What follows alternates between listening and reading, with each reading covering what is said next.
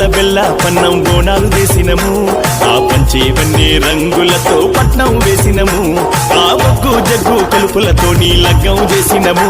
మా పూజలతోని పాటలు పాడి హారతి పట్టినము మా ఇంటిలో ఒక్క పొద్దులు సక్కంగా పెట్టిన మల్లయ్య మా ఇంటి మా దేవ మల్లయ్య మా ఇంటి దేవునివా కౌరల్లి మల్లయ్య